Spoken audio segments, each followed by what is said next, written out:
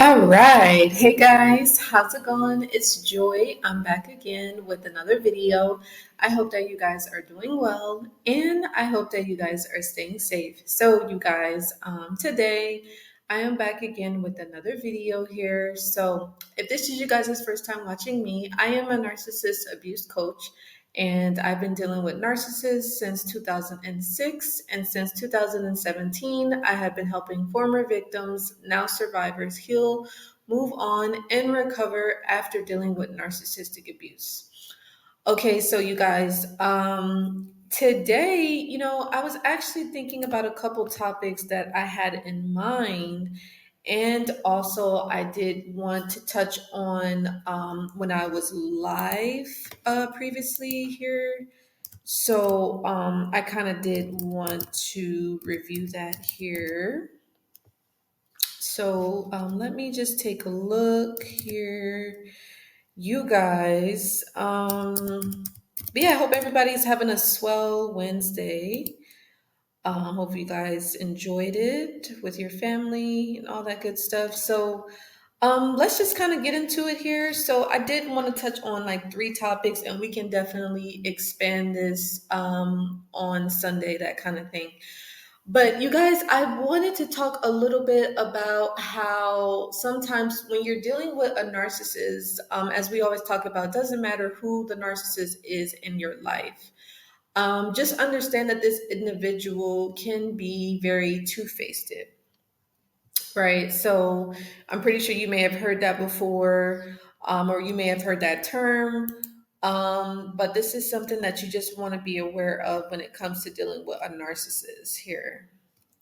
So let's kind of get into it. Let's see.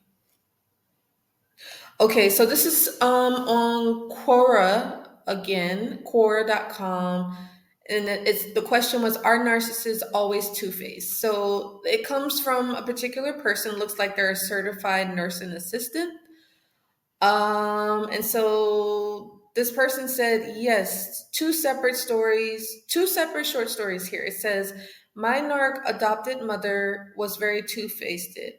Many a time she talked to someone face to face and she say nice things to her. She spoke mostly to women. As soon as the women walked away, she'd lean towards me and tell me something really nasty about that person. For me, one of the most damaging things was her two-facedness. As I grew up, people would talk to me nicely, but I was convinced that they said nasty things behind my back, whether they actually did or not. As an adult, I now know that most people do mean what they say. If they said I look pretty or whatever, I now believe them. My mother's two-facedness made me insecure about myself that way. And then she goes on to say, my narc first husband was very two-faced in regards to me. He'd tell me one thing, but later I would learn that he actually said to someone about me was a total hurtful lie. This happens all the time. He put me on a pedestal to my face and then knocked me off it by telling another person what a horrible person, wife, mother I was.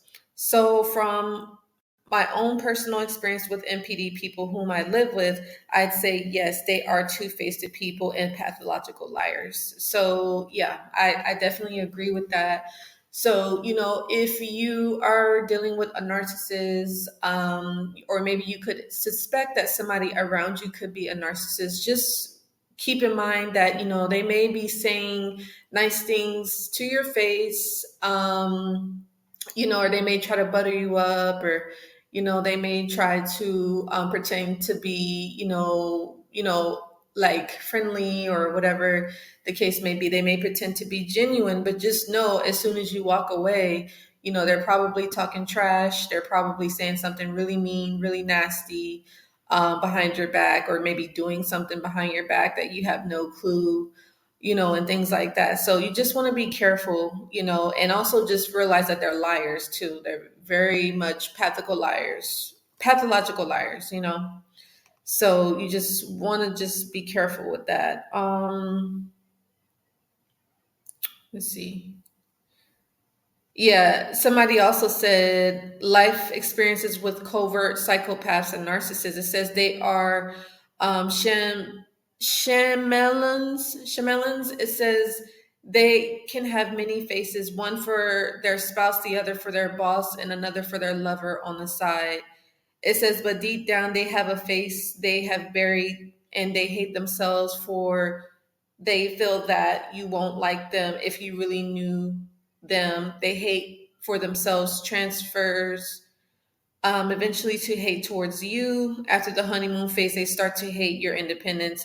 They start to want you to die. That is who they are, the face of death. So yeah, they're pretty sadistic, pretty wicked individuals, you know. So I mean, it looks good on the outside, you know. It's all like, you know, sunshines and rainbows, but behind closed doors, behind the scenes, you best to believe it's some crazy, devilish, satanic, sadistic stuff going on behind the scenes. You better believe that. So, but the narcissist really likes to hide it. They don't want you to see who they really truly are. They don't want anybody to see that, you know, but only certain people get to see that side. Only certain people, you know.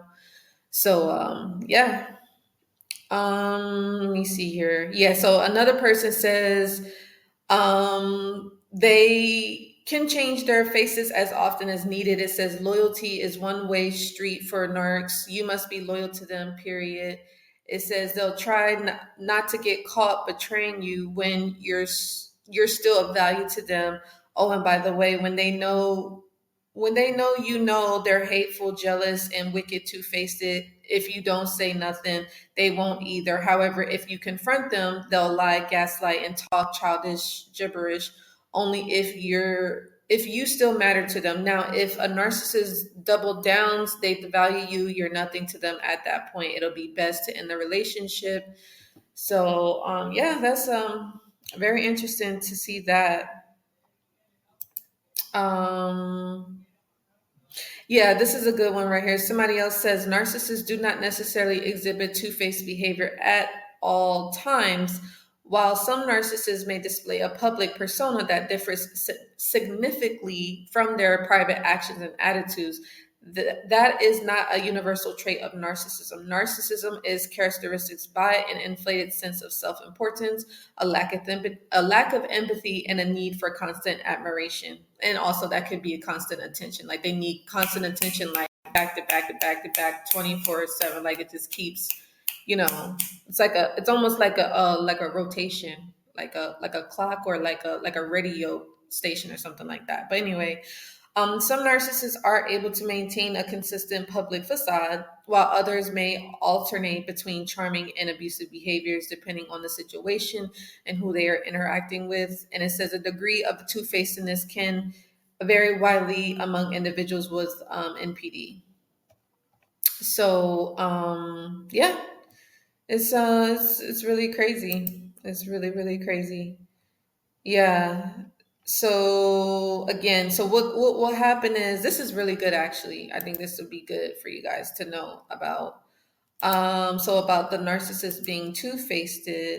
And this kind of leads me to the next topic. So just understand what a narcissist, they're going to switch up their behavior depending on the situation and depending on the person. So however, whatever the situation is, the narcissist is going to adjust accordingly, right? And whoever you are, depending on, like, you know, your particular position in the narcissist's life, then they're going to treat you accordingly. You get me? And especially like if they want something from you, then they're really gonna put on a facade. They're really gonna pretend like, oh, it's this and it's that, and then behind the scenes they're completely different. You're like, oh wait, what happened? And so sometimes it gets hard to keep up that facade because at the end of the day, the narcissist I mean, they're gonna be themselves regardless, but putting on that facade, it takes work, right? It's a full-time job putting on that facade. You know what I'm saying? Sometimes it's just easier just to be yourself. But we all know narcissists can't be themselves because they have to live a lie. Now, normal people may feel like they can't be themselves due to certain circumstances, but I always just say, again, never telling anybody what to do. Just be who you are. Like, I mean, if that's difficult, then you just gotta, maybe continue to do some soul searching. You know what I mean? But anyways, you guys, yeah, let's get into this here. So something else that someone said here, it says narcissists, and again, you guys can go to quora.com for this, but it's interesting. It says narcissists often display a two-faced or duplicitous. I know I said that wrong. Duplicitous. There we go. Behavior due to their manipulative and self-centered nature. It says they tend to present different personas to different people to fulfill their own needs and to gain control over situations. So here are some reasons why narcissists can be two-faced and examples of their behaviors. All right, so the first one, it says seeking admiration and validation and attention too. And everybody wants attention, but with a narcissist, the attention is different. But it says narcissists crave admiration and validation from others. They may present a charming and likable facade to those they want to impress or manipulate, while showing their true self-centered nature to those they see as less important, or those they feel is maybe a threat, or they feel like, oh, that person already sees me, so it's just like, whatever, who cares? You get what I'm saying? So, you know. And another thing here, so the second one, it says maintaining power and control. So narcissists use different personas to maintain power and control over others. They may act subservient or agreeable when it serves their interests, but switch up to domineering and controlling behavior when they feel threatened or challenged. So you want to keep that in mind. Now, another thing is with how the narcissist can display their two-faced behavior is when they're trying to mirror somebody, or maybe they're trying to copy somebody, or whatever the case may be, or they're trying to impress somebody, or seeing like they're normal, like they're behaving like normal people. So it says narcissists are skilled at mirroring the behavior and interests of their targets to create a false sense of connection. They may pretend to share similar hobbies or values to gain trust and manipulate others emotionally. So you do have that. Now, another one is manipulating relationships. So narcissists may be friendly and supportive to people they view as potential sources of admiration or resources. Once they achieve their goals, they may discard and devalue those individuals without any remorse. So to give you a good example, let's say if a narcissist is trying to use somebody for their money, they're going to be friendly and supportive to that person. They're going to try to make it seem like, oh, like they're really like genuine and they really care about that person. But the only thing that they actually care about is that person's resources, right? Or that person's connections, or what that person can do for them. They really don't care about that particular person. You get me? And this can also, like I said, it doesn't just have to be like a connection romantic. This could also be parents. Parents don't care about the narc.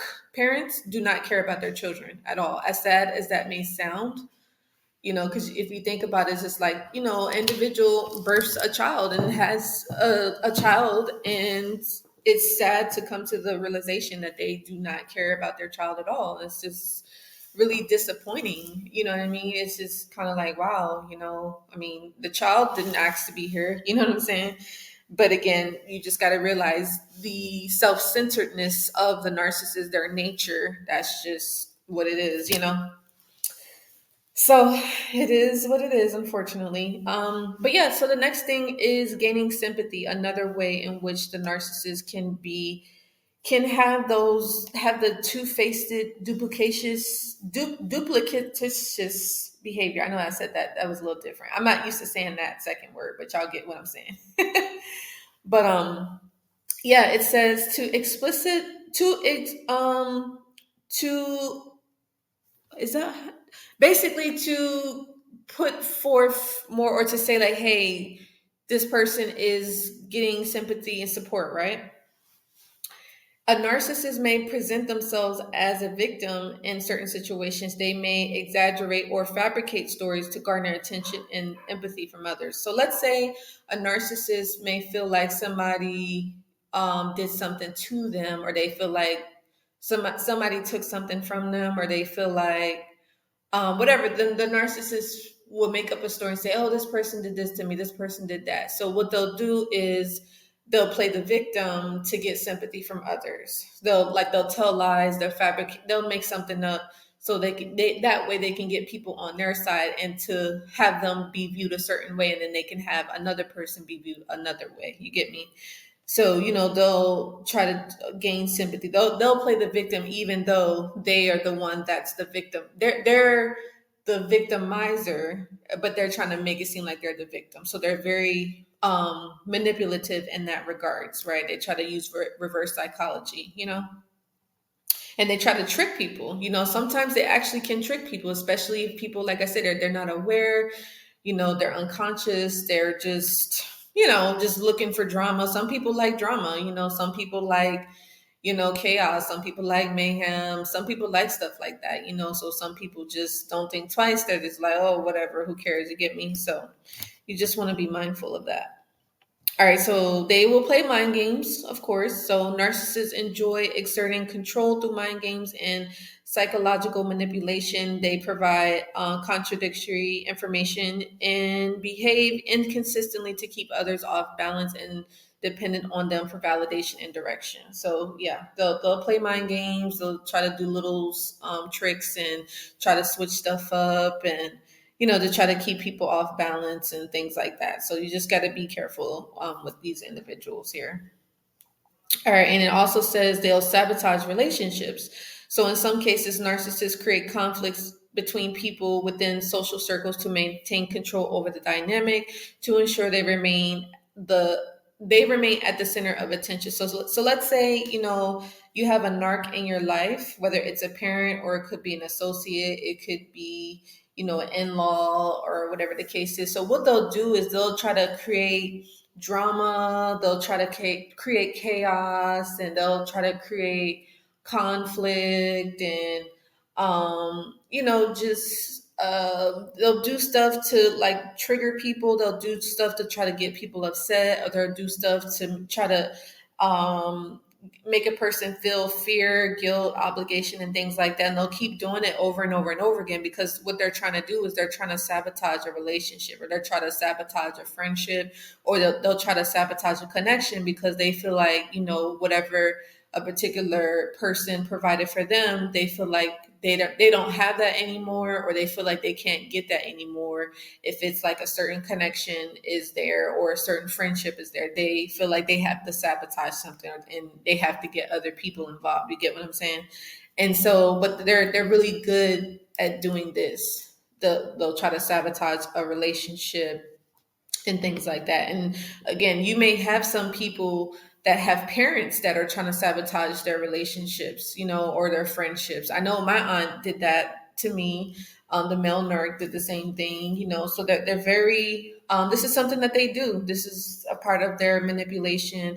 This is a part of the abuse, and so, yeah, you just kind of have to be aware. So if you're listening to this, you're like, well, hey, Joy, what do I do? So and this actually says it on here. It says it's essential to recognize and protect oneself from the manipulation tactics of the narcissist, establishing healthy boundaries and seeking support from friends, family, and mental health professionals can help in navigating relationships with narcissistic individuals and fostering healthier connections. So, and the other thing is too, is let's say, a narcissist knows that you have, so let's say you're a victim of the narc, right? Let's say they're abusing you, and they know that you have somebody that is familiar with who they are, or they know about what's going on. They don't want you to be connected with that person, because they're going to tell you the truth about that individual. They're going to be like trying to make up lies and make up stories to make it seem like that person is doing something, when actuality they're the ones that been doing it all along. They've been behind the scenes doing all types of crazy stuff and thinking that nobody knows or nobody sees it. You get what I'm saying? So you got to be careful with these people, because they're very manipulative, very they play mind games, and they're only doing stuff for attention, literally. Like, they're doing stuff to be validated, to get admiration, or to get money. For some, to get money and resources, and and things like that. So you just got to be careful at the end of the day. And I could, the reason why I'm saying this is because I know the male narc, the one that I was in a connection with for about 4 years back in 2014.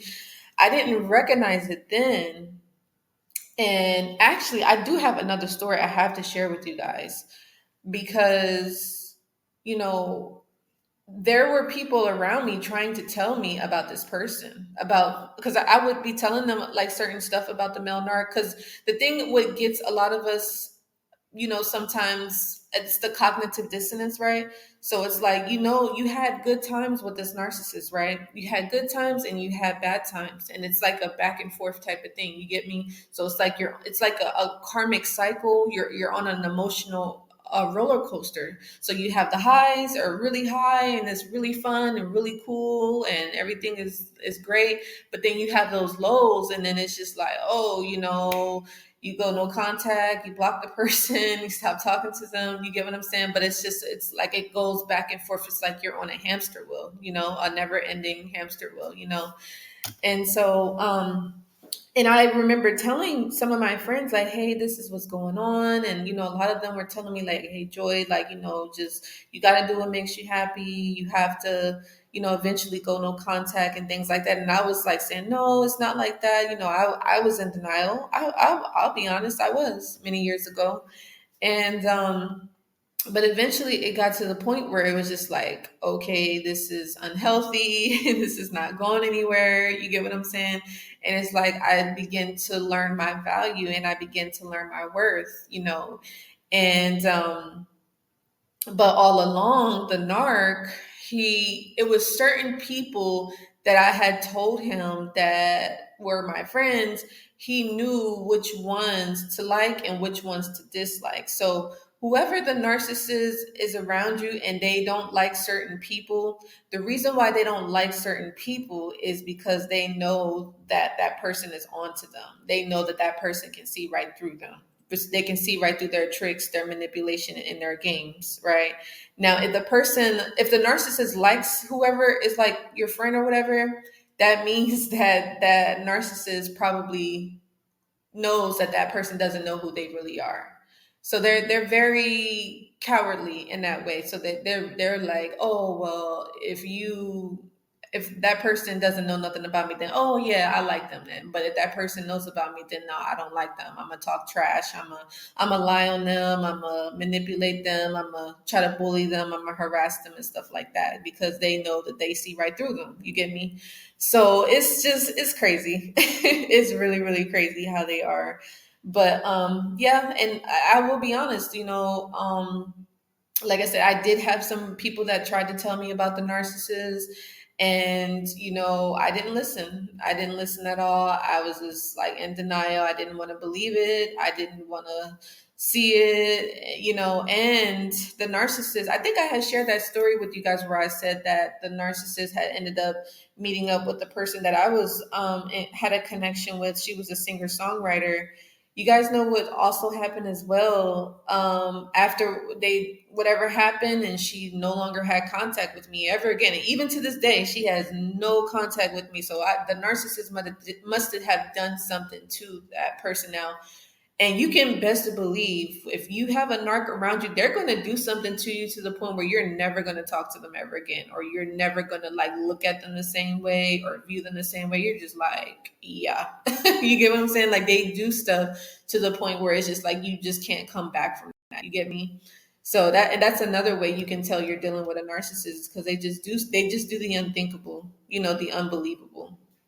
But the narc, before I ended up going no contact, he told me the individual that whatever had happened between them two, he was like, oh yeah, she's crazy, and she can't get over me, blah blah blah blah blah. And I'm like, okay, but you guys know I had to find out the hard way that he was the one that was crazy, because again, they're the ones that's always projecting themselves onto people. So whatever they say about anybody else, that's who they really are. So it's crazy. It is truly a crazy dynamic. But no, the narcissist will try to isolate you and keep you away from people that will help you to see who they truly are. Because if you are a victim of the narcissist, they don't want you to see who they are, because they know if you see them for who they are, then you will not want to have anything to do with them, you know? So, that's just what it is. But yeah, so hopefully that is helpful. And that's also a sad thing too, as far as the narc parents, because I think somebody else had said that on a video. The individual she was raised by a narc mother, and at this point I think she was saying her and her other siblings don't want to have anything to do with the mother at all, because again, it's the stuff that they do to people, like the lies, the cheating, the stealing, and the manipulation, the mind games, mind control, and just the devious stuff that they do. They're trying to control people, and they need excessive attention, and it's just like, bro, like, what's yeah. It's just too much, it's just too much. So they kind of push you away, to be honest. They really do. They kind of do it for you without you even knowing. But let's see here. Oh, the other thing I did want to share with you guys, because you all know I don't like to have my videos too long. But this came up. I do want to do a part two to this, because I did get a message today from an individual, and you guys know I kind of keep names private here. It's all about the education part of it all. But the individual was basically just, kind of letting me know that I'm not sure if his intentions was to change or fix somebody, but I mean, I know that this does happen often, and not just necessarily with the narc per se, but just generally speaking. I get a feeling, and you guys can share with me how you feel. Like, most people want to feel, needed or wanted in relationships. I get it, right? But you have to be careful that it's not to the point where you're being codependent, because when you become codependent, that's where it gets toxic, right? That's where it gets unhealthy. That's where it gets really messy. It gets very drama filled and very dramatic and chaotic, basically, and like it just gets out of control. So you want to make sure that whenever you go into a relationship, like, you are independent. Like, you don't need that person. You want them, but you don't need them. You get what I'm saying? But also, too, it's like you don't want to go into a connection where you're trying to fix somebody or you're trying to save somebody, because at the end of the day, everybody, if you are an adult, if you are a healthy adult, normal human being adult, you know what's right and what's wrong. Even a narcissist knows what's right and what's wrong, which makes it really horrific for them, because the stuff that they do, they know what they're doing and they do it anyway. You get me? So that's on them. But, when it comes to, just normal individuals, just be careful for future reference. Like I said, we'll talk about this again in another video, but make sure you're not trying to fix or save somebody.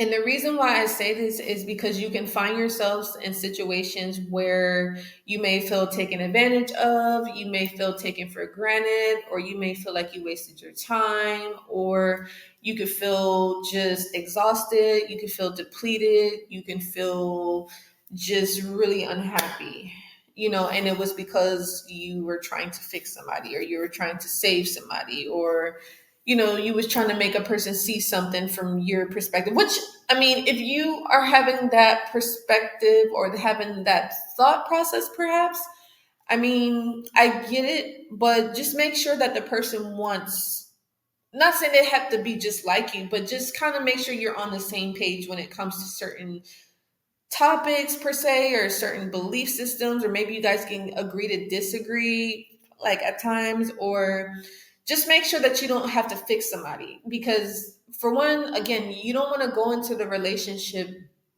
where you have to do all this stuff for this person, and then you get so exhausted that you don't even have time for yourself. Like, you have to, excuse me, make sure that the person is for the most part, happy, whole, and complete. Maybe they have some goals, some dreams, whatever, blah, blah, blah. Who knows? But it's just like you don't want to be reliant or dependent on anybody for dear life. You get what I'm saying? Because again, that's where it gets toxic. That's where it gets very unhealthy and it gets obsessive, it gets controlling, and you just don't want that. You get what I'm saying? Like, just make sure that you have a life, you have things you're doing, so that way you don't have to like be somebody's mother. You don't have to be somebody's dad that's a grown adult, if that makes sense. But we'll talk about that in another video because that definitely needs to be expanded on, because I know a lot of people are dealing with this.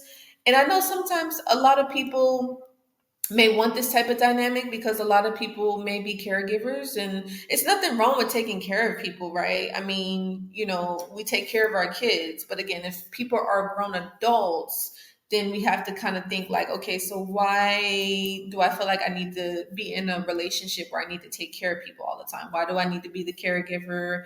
Why is this a need for me? Do I need this type of situations because I need to feel needed in a relationship? Like, what is it about me that keeps this dynamic going in every relationship, or whether it could be a friendship, it doesn't have to be a relationship, it could be a friendship, or whatever the case may be, you know what I mean? So just something to think about, for future reference. But anyway, we'll definitely talk about that. But yes, just keep in mind, narcissists will be two-faced.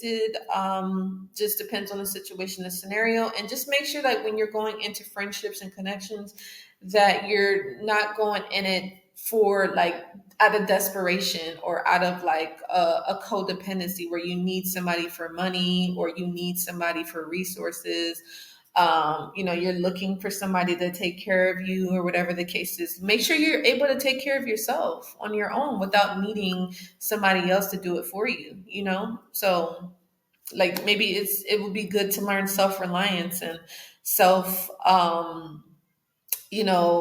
preservation, and being able to do for self. You get me? And we're not taught that. It's understandable we're not taught that, but maybe that's a skill or something that it would be good to get to learn about, study, and implement. So anyway, I love you guys. I hope that this video was helpful and insightful. I would love to know what was you guys' biggest takeaway. And yeah, also, you guys know that I did release my new book. I'm super excited.